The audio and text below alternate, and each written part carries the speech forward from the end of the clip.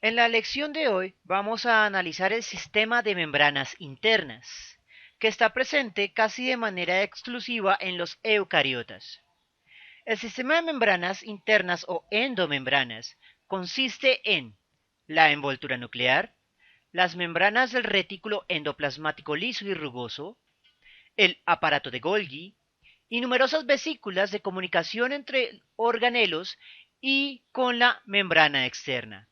Este sistema ayuda a compartimentar la célula, por lo que las reacciones enzimáticas particulares se restringen a regiones específicas.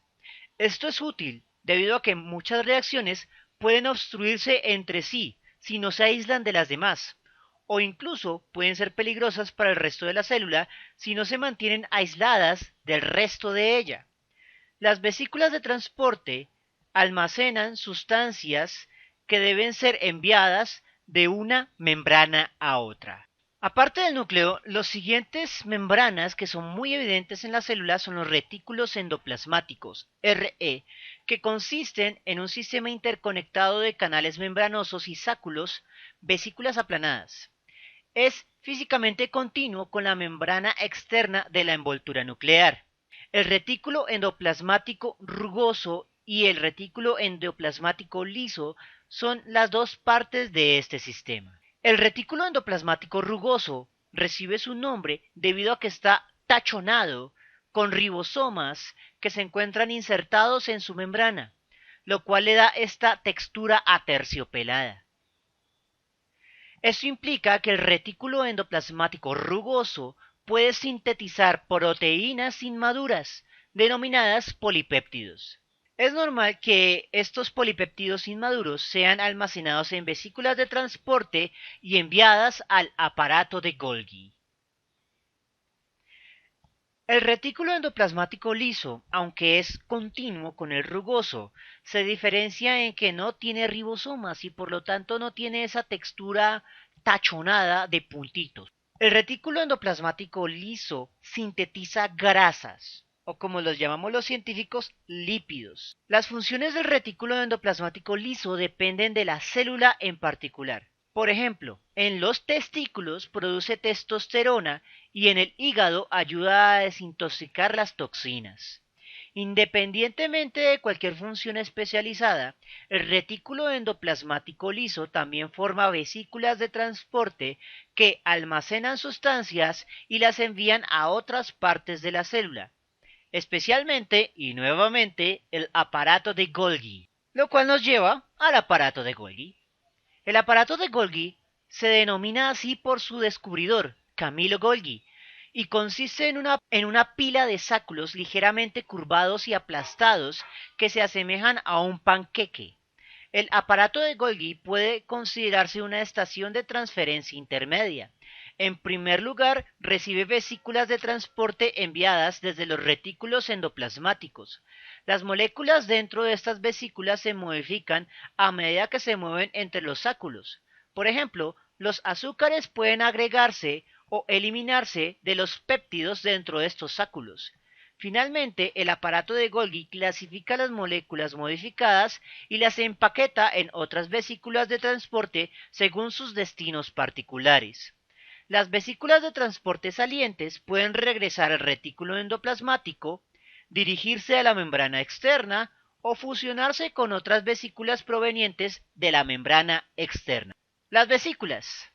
Las vesículas son fragmentos de membranas provenientes de la membrana externa o de cualquier otra parte del sistema de endomembranas que transportan sustancias. Dependiendo del tipo de sustancias, reciben nombres especiales, por ejemplo, lisosoma, liposoma, peroxisoma, entre otros. Pero solo mencionaremos los más importantes. Los lisosomas son vesículas producidas por el aparato de Golgi que digieren moléculas e incluso porciones de las células. A veces, después de englobar moléculas fuera de la célula, una vesícula formada en la membrana plasmática se fusiona con un lisosoma. Las enzimas lisosómicas luego digieren el contenido de la vesícula. Por otro lado, los liposomas transportan grasa y los peroxisomas transportan sustancias que se encargan de oxidar las grasas. Existen muchos otros tipos de vesículas dependiendo del tipo de célula. Una de las más importantes y que más resaltan especialmente en la célula vegetal son las vacuolas. Como las vesículas, son sacos membranosos, pero las vacuolas son más grandes que las vesículas y están más especializadas. Por ejemplo, las vacuolas contráctiles de los protistos acuáticos están involucradas en la eliminación del exceso de agua de la célula. Algunos protistos tienen grandes vacuolas digestivas para descomponer los nutrientes. Las vacuolas de las plantas, que son las más evidentes, generalmente se encargan de almacenar sustancias como nutrientes o iones. Sin embargo, su función más importante es de funcionar como sistema de reciclado de la célula vegetal. En otras palabras, y para que me entiendan, una célula vegetal y una planta no puede orinar. Repito, las plantas no pueden orinar. Así que para deshacerse de sus desechos metabólicos de nitrógeno, lo que hacen es compactarlos en moléculas supremamente tóxicas, pero que se cristalizan dentro de la vacuola, que pueden emplearse como metabolitos secundarios. Algunos de estos metabolitos pueden usarse como colorantes, como colores azules o rojos intensos de algunas flores y hojas.